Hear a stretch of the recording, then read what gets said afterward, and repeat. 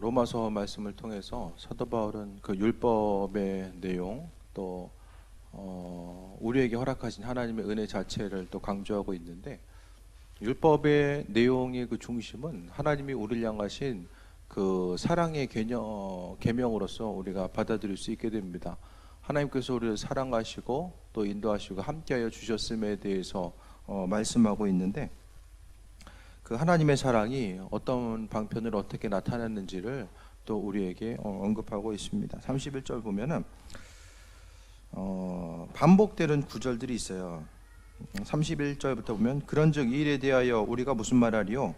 만일 하나님이 우리를 위하시면 누가 우리를 대적하리요라고 하면서 이 누가라는 말이 이제 계속해서 반복적으로 등장하는 것을 보게 됩니다. 그러니까 하나님께서 우리를 사랑하시고 함께하시고 인도하시는데, 사단은 끊임없이 우리를 정죄하고자 하고 우리의 삶의 여정 가운데 빈틈을 노려서 또 하나님의 도우심과 인도하심보다는 또 어떤 다른 틈을 찾아가지고 사람들을 괴롭게 하고 하나님의 은혜 가운데 나아가지 못하게 하는 그 일들을 계속한다라는 것입니다. 하지만 우리가 세상을 살아감에 있어서 잊지 말아야 될 것은, 하나님은 이미 우리를 승리하도록 만들어 주셨다라는 거예요.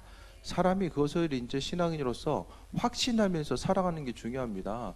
내가 누구인가에 대해서 확신하면서 살아가는 게 중요한데, 하나님은 우리를 먼저 이기게 하시고 또 세임 허락하시고 또 믿음으로 승리할 수 있는 그 은혜를 허락해 주셨는데, 또 믿는 사람들이 하나님께서 나를 승리하게 만드셨다는 그 사실 자체를 인식하지 못하면서 살아갑니다. 하지만 오늘 사도 바울은 분명히 오늘 말씀을 통해서 하나님이 우리를 위하시면 누가 우리를 대적하리요? 이것은 하나님은 우리 한 사람 한 사람을 위하신다. 그것도 누구보다 우리를 귀하게 여기시고 하나님은 우리를 위하신다라는 그 말씀 자체가 성립하게 되는데, 그럼 하나님이 어떤 사람을 위하시냐? 그것은 믿음 있는 사람들, 믿음으로 한 사람 한 사람이 또 세임 얻고 나아가는 그 모든 그 한 사람을 향한 하나님의 계획하심과 인도하심을 이야기합니다. 그러니까 여기서 말하는 하나님의 사랑은 그 하나님의 창조하심과 또 우리를 향해서 베풀어 주신 그 모든 것들에 대해서 믿음으로 반응하는 한 사람 한 사람을 하나님께서는 사랑하시고 은혜로 베푸신다라는 말씀에 대해서 우리에게 인도해 주고 있습니다. 그래서 하나님이 우리를 위하시면 누가 우리를 대적하리요라고 말씀합니다. 그러니까 여기서 이제 위하시면이라는 것이 만약에 어떻게 하신다면 그것이 아니라 우리를 위하시는데, 그렇게 했을 때에 누가 우리를 대적하겠냐라고 분명하게 말씀하고 있습니다. 그러니까 하나님이 우리 한 사람 한 사람을 잡고 계시고 은혜로 인도하시기 때문에 세상에 그 누구도 우리를 대적할 사람이 존재하지 않는다라는 것에 대해서 말씀하고 있습니다. 그 다음에 32절 보면, 자기 아들을 아끼지 아니하시고 우리 모든 사람을 위하여 내주시니가 어찌 그 아들과 함께 모든 것을 우리에게 주시지 아니하겠느냐라고 합니다. 하나님은 이미 우리에게 모든 것에 대해서 주셨다라고 분명하게 말씀하고 있어요.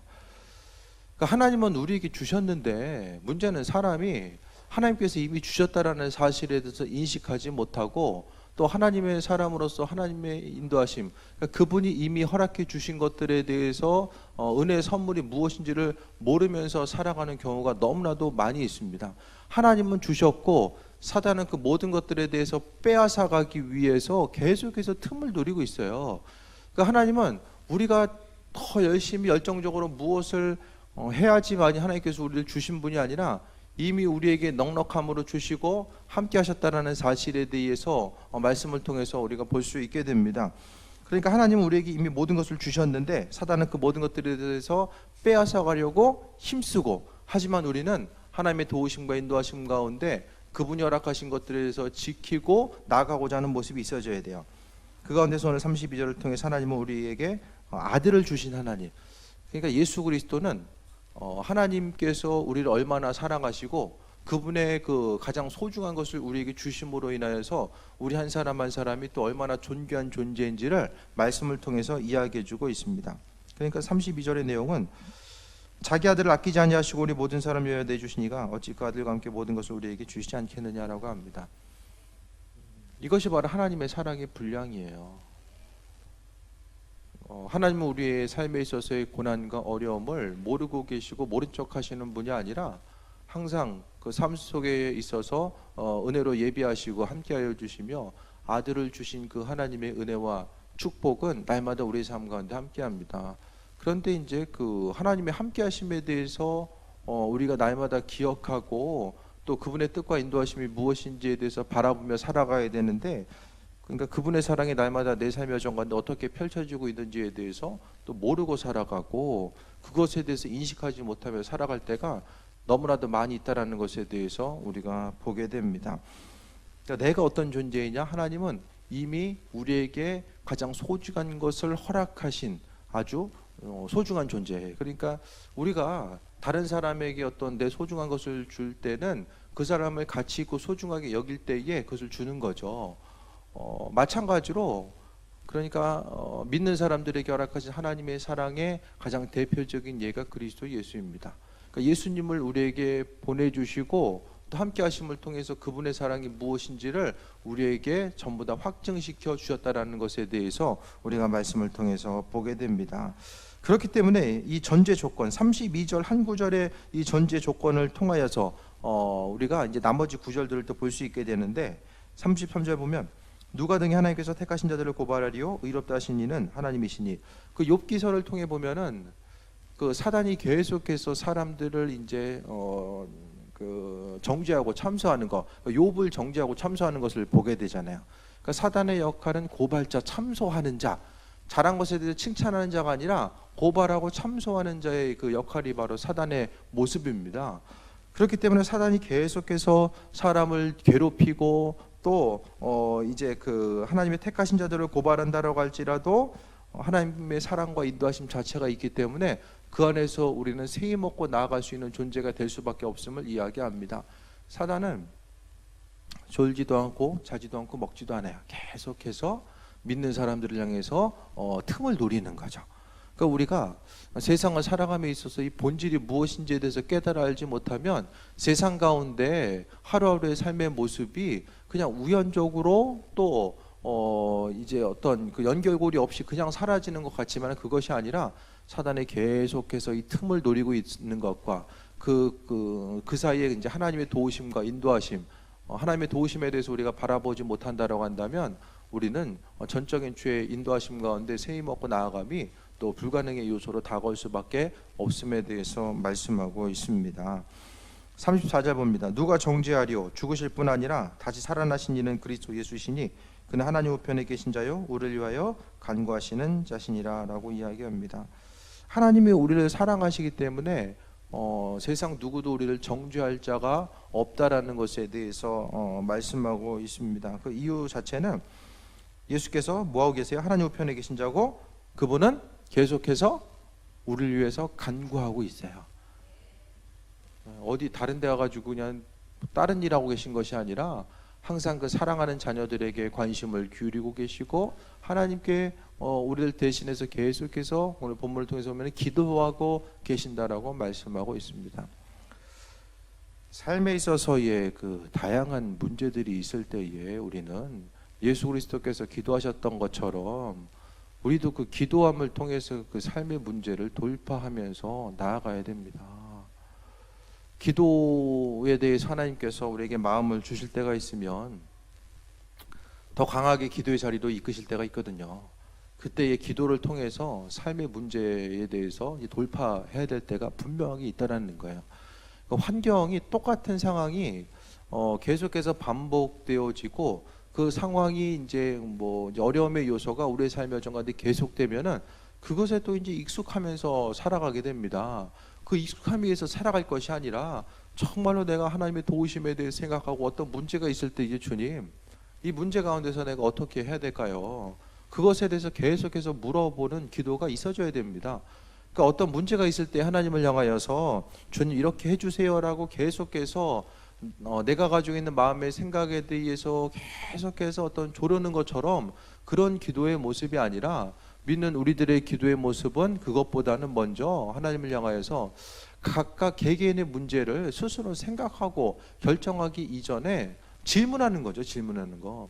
기도의 많은 그 중심은 질문하는 기도예요. 하나님을 향해서 묻는 기도. 묻는 기도라는 것은 믿음이 없으면은 하나님께서 살아계시고 묻고자 하는 그 한 사람 한 사람에게 응답하신다라는 그 믿음이 없으면은 묻는 기도를 할 수가 없어요.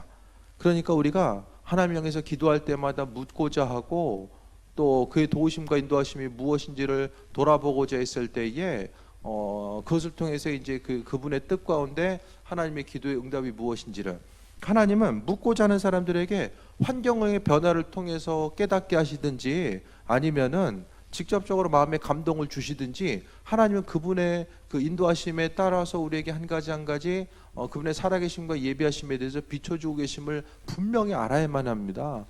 그러니까 기도라는 것 자체 사람이 기다리지 못해요. 기다리지 못하고 묻는 기도를 하는 것에 대해서 마음의 여유가 없습니다. 항상 어떤 일에 대해서 준비하고 또 새롭게 시작하는 일이나 결정하는 일이 있어서 끊임없이 묻는 기도가 선행돼야 됩니다. 언제까지 물어요? 확신 주실 때까지 물어봐야 돼요. 얘기가 뭐 잠깐 옆으로 변장할 수도 있지만은 물어봐야 됩니다. 묻는 기도 하십니까? 계속해서? 문제를 놓고 아니면 어떤 상황을 놓고 묻는 기도를 하십니까? 물어보다 보면 하나님께서 환경 가운데 정말로 피할 길을 주실 때도 있고, 때로는 그 마음 속에서 이 문제에 대해서 이렇게 반응하라는 그것을 줄 수도 있고, 또 사람을 통해서 역사할 수도 있어요. 그런데 묻는 것에 대해서 익숙하지 않는다라는 거예요. 그러니까 나 자신이 하나님께 질문했을 때에 하나님께서 답을 주시는 분이라는 것에 대해서 그 확신이 없으면은 믿음이 없는 거죠. 그렇지 않습니까? 하나님 살아계시고 그리스도 예수를 통해서 일하심에 대해서 날마다 고백하는데 묻는 기도가 없이 스스로 먼저 행동하고 결정하고 나서 어떤 또 문제가 생기면 이게 왜 그랬을까? 그것에 대해서 반문하는 것은 별로 지혜로운 신앙의 모습이 아닙니다. 어떤 일을 결정하고 생각하고 행동하기 전에 분명하게 하나님의 도우심이 무엇인지에 대해서 묻고 가는 거예요. 묻고자 하는 것.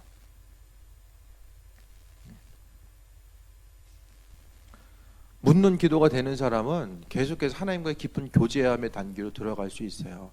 묻고자 하기 때문에 기도해야 되죠. 그 기도를 통해서 삶의 돌파가 일어나는 것은 기도를 더 많이 하니까 하나님이 문제를 해결해 주시고 그게 아니라 계속해서 집중해서 기도하면서 묻는 기도를 하다 보면은 하나님의 뜻과 인도하심, 나를 향하신 계획하심이 어디에 있는지에 대해서 깨달아 알게 된다라는 거예요.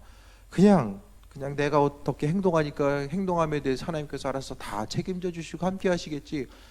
그 초반에 신앙생활 할 때는 그게 성립할지 모르겠지만은 어느 정도 이제 신앙의 연륜이 있다 보면은 끊임없이 하나님의 도우심과 인도하심에 대해서 우리가 바라보고 그분의 주권에 대해서 인정하는 사람들이면 계속해서 묻는 기도가 선행돼야 됩니다. 그러니까 여러분의 인생 가운데서 계속해서 문제를 해결해 주세요. 그것만 하지 마시고 이 문제를 향한 하나님의 계획하심과 인도하심이 무엇인지 알기 원합니다. 주님, 내가 이 문제 가지고 이렇게 행동할까 저렇게 행동할까 아버지 안에 확신을 못 내리고 있는데 하나님께서 그에 대한 확신 주시길 바랍니다.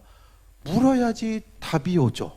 안 물어보지 않아도 하나님께서 답을 주신다. 근데 문제는 묻지 않으면은 답이 와도 그게 답인지를 모릅니다. 묻고자 하면 하나님께 주시는 것들이 무엇인지에 대해서 알 수 있는 그 영적인 감각이 있고 답을 얻고자 하게 되는데, 묻지 않으면은 답이 있어도 그것이 정녕 답인지에 대해서 알아차릴 수 있는 그 부분이 이제 상당히 부족하다는 거죠. 그러니까 묻고자 하는 것은 하나님을 인정하는 것이고 답을 구하는 것은 하나님의 살아계심과 그분의 주권에 대해서 계속해서 내가 인정하고 바라보고 있음의 증거가 바로 묻는 기도의 모습입니다.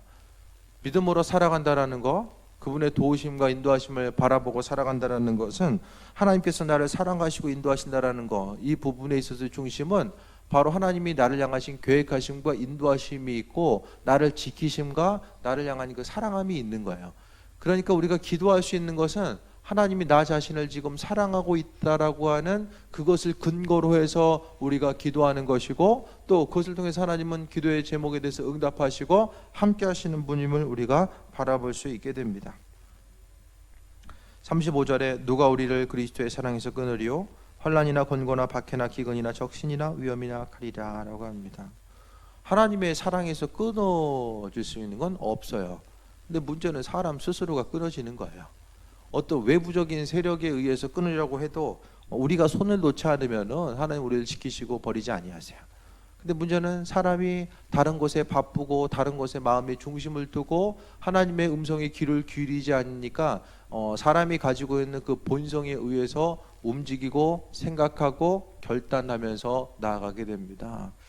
아브라함과 조카 롯이 이제 둘이 가나안 땅에 들어가서 갈라지고자 했을 때에 롯은 보기 좋은 땅을 선택하게 됩니다. 인간적으로 보기 좋은 땅, 강이 있는 그 여리고 근처의 땅을 이제 선택하게 되고, 이제 아브라함은 산으로 가죠. 예루살렘 산지, 산지로 이제 움직이게 됩니다.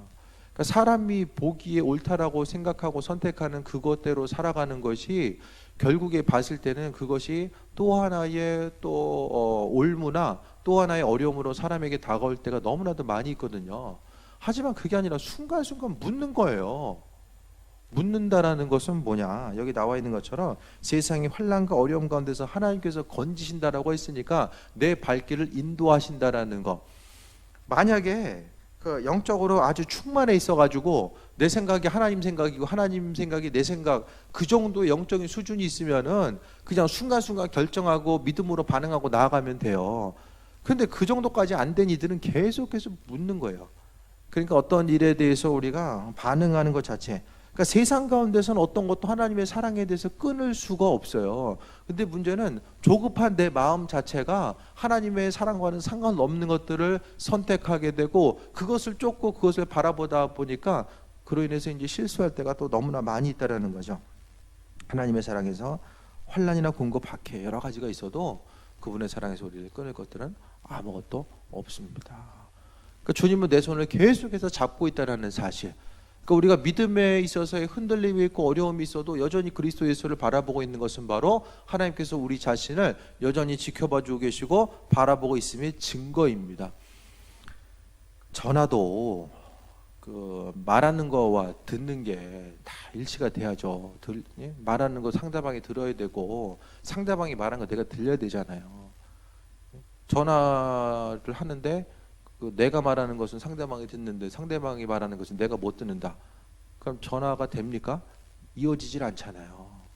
하나님과의 관계성도 마찬가지예요. 하나님은 우리가 생각하는 것보다 훨씬 더 우리에게 그분의 뜻을 말씀하시고 또 그분의 뜻 가운데 우리가 나아가길 원하세요. 성경 말씀대로 순종하는 거, 기록된 성경 말씀을 통해서도 살아가지만은 이 말씀 자체가 우리의 삶에 있어서의 순간순간 적용점을 찾고 나아가는 데 있어서 사람들이 잘 모를 때가 많이 있거든요.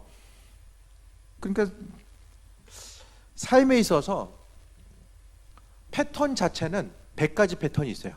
대략 그 사회과학자들이 이야기하는 것을 들어보면은 뭐 일어나가지고 밥 먹고 움직이고 각각의 회사에서 뭐 움직이거나 학교에 가거나, 그러니까 이런 그 하루를 눈을 떠서 저녁까지 움직임에 있어서의 이 삶을 영위하는 이 패턴 자체가 한 100가지 정도 된다라는 거예요, 평균적으로.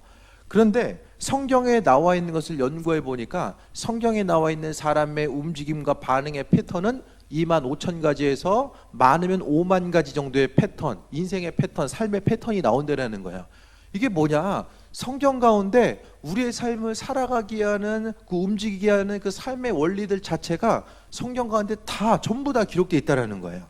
그러니까 우리가 지금 보고 듣는 그 문학적인 것, 예술적인 것의 기본은 거의 다 성경의 내용으로 우리가 볼 수 있게 됩니다.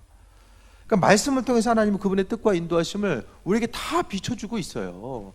그러니까 모든 패턴들 자체가 성경 안에 다 기록되어 있다라는 거죠. 그러니까 여러분이 지금 무엇을 선택하면 어떻게 나아가야 되고 어떻게 행동해야 되는지에 대해서 그 전부를 성경 말씀을 통해서 다 기록하고 있는데, 문제는 사람들이 들으려고 하지 않아요.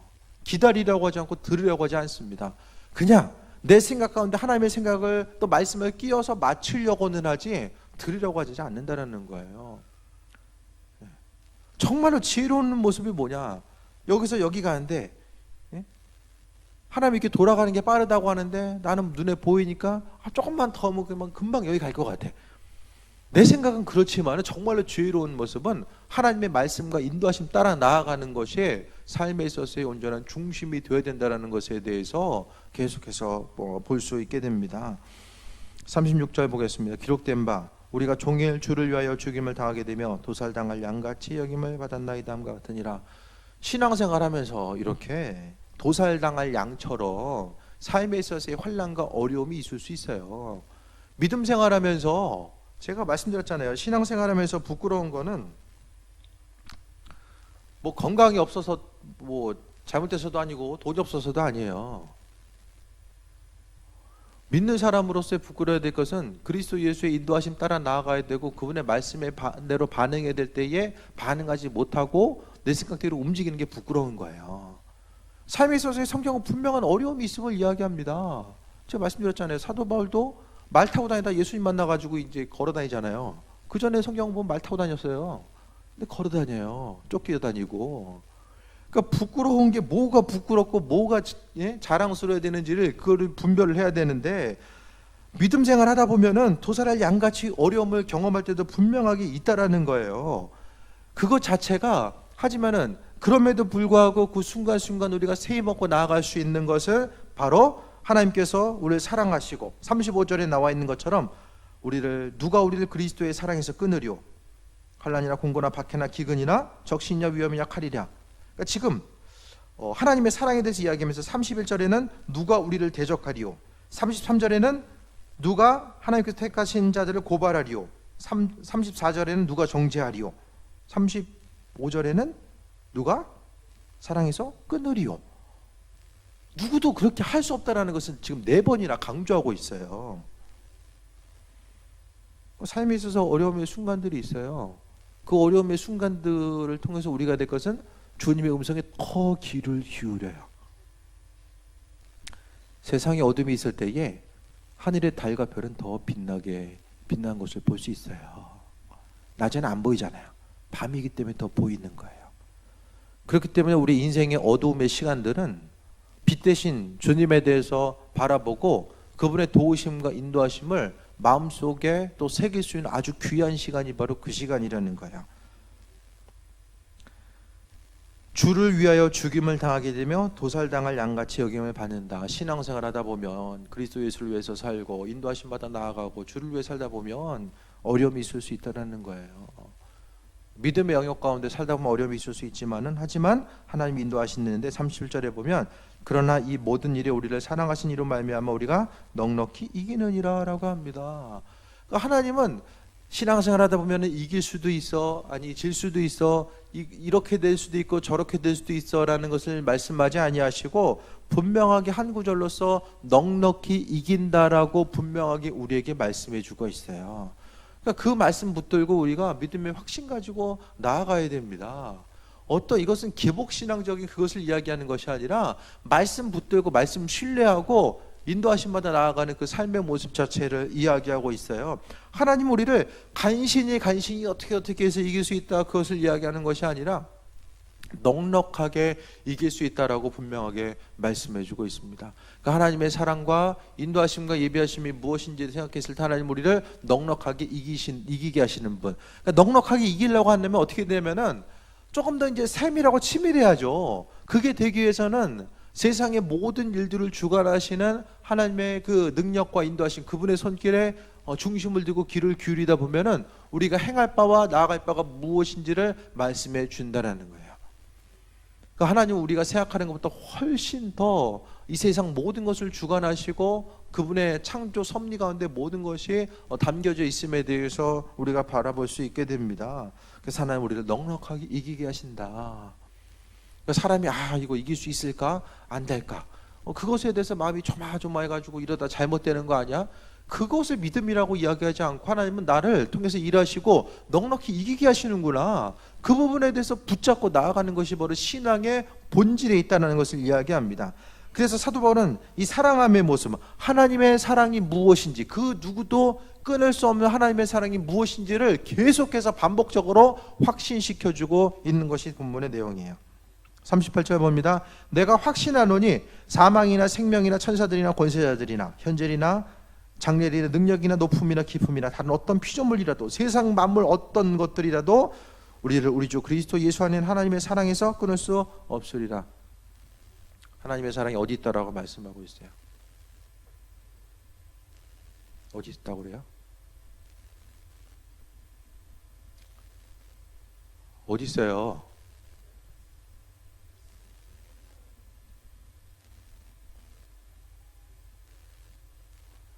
이렇게 자신감 있게 이렇게 확신 가지고 얘기하죠. 여기 확신한다고 얘기했잖아요. 확신. 39절에 나와 있는 것은 하나님의 사랑이 예수 안에 있다라고 이야기해요.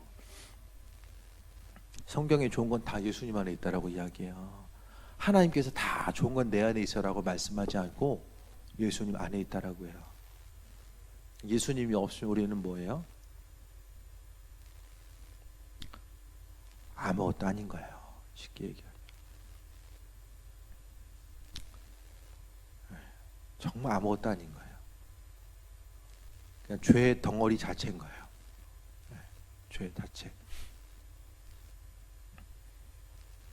그러니까 예수님과의 그 친밀함이 없으면, 그러니까 그분 예수님이 없으면 하나님은 우리를 쳐다보지도 않고 우리와는 전혀 상관없이 하나님은 하나님이고 우리는 우리가 되는 거죠. 왜냐하면은 절대 선 되시고 빛 되신 그분이 죄된 우리와는 함께할 수가 없기 때문에, 그 하나님의 창조의 법칙에 의해서 죄와 하나님을 공존할 수가 없어요.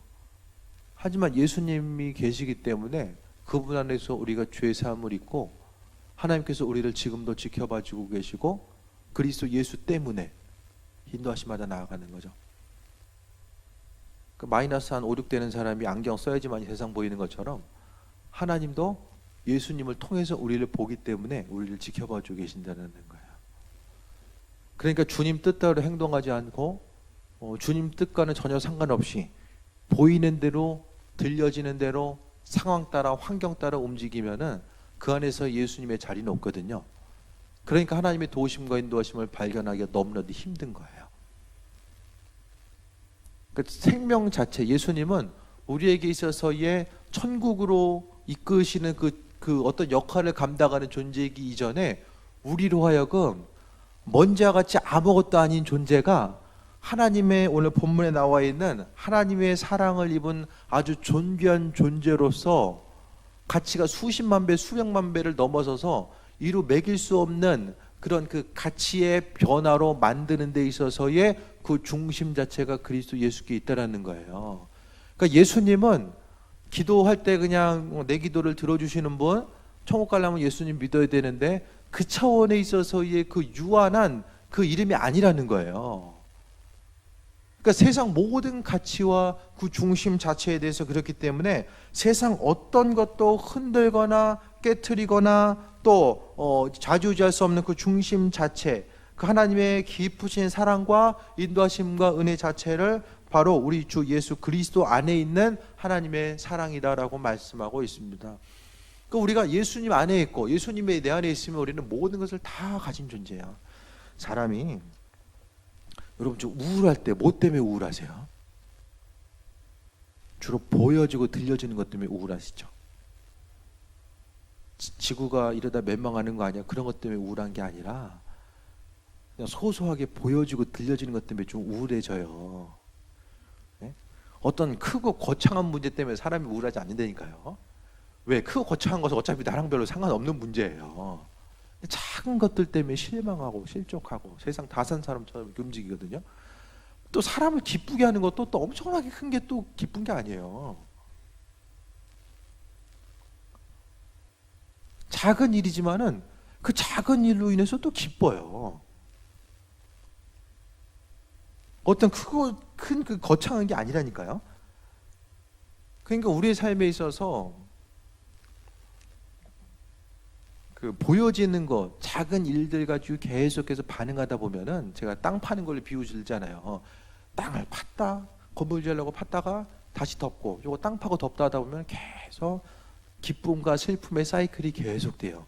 어떨 땐 아래로 쭉 내려갔다가 조금 올라갔다가 쭉 내려갔다가, 결국에는 인생 가운데서 환경 가운데 반응하다 보면은 또 좋은 것보다는 또 힘들고 어려운 일들이 이 수많은 관계성 가운데 얽혀 있다 보면은 뭐 내 문제만 바라보는 것이 아니라 또 주변에 있는 사람들 또 문제들이 있으면은 그것과 또 이제 연결되어 가지고 또 사람들, 주변 사람들 때문에 또 우울하고 힘들 때가 있고, 그 많은 일들이 이렇게 계속해서 반복돼서 나아갑니다. 그러니까 우리에게 있어서의 기쁨 자체를 바로 예수님께 두는 거예요. 힘들 때 그냥 그 환경만 바라보면 세상 다산 사람처럼 이렇게 힘들게 사는 것이 아니라 내가 있어서의 지금 힘들고 어려운 이유가 그리스도 예수와 지금 어떤 연관성이 있냐, 그걸 좀 생각해 보세요. 힘들고 어려워요. 그럼 주님 보시기에도 이게 지금 힘들고 어려운 문제인가? 그러니까 내가 지금 예수님 때문에 기뻐하고 슬픔의 모습이 있는가, 아니면은 순간적인 그 작은 일 때문에 지금 기쁨과 슬픔의 요소가 지금 나로 하여금 요동치는가, 이걸 좀 점검해 보자는 거예요. 그것이 바로 신앙이 우리에게 있을 가장 필요한 문제가 거기에 있습니다. 기쁨의 요소가 있어도 세상 것들, 그러니까 제가 말씀드리잖아요. 참 건강 되시고 참 재물 되시고 참 능력 되신 분이 그리스도 예수, 그분을 말씀하고 있잖아요.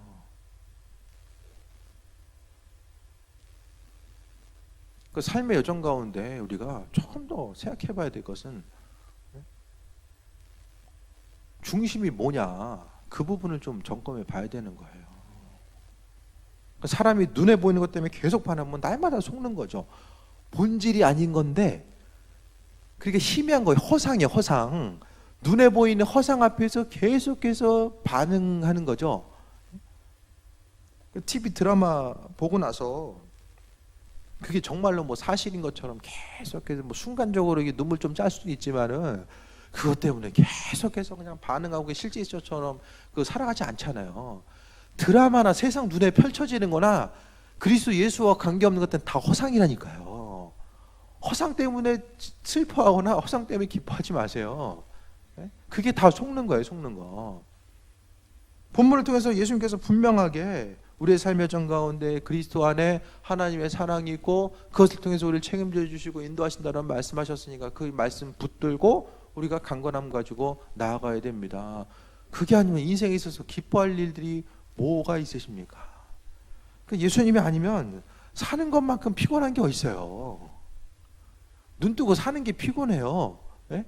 어느 정도 뭐 애들이야 뭐 근심 걱정 없고 그냥 편안할지 모르겠지만은 나이가 들면 들수록 하나둘씩 걱정거리도 많아지고 신경 쓰고 행동해야 될 것들도 많아지잖아요.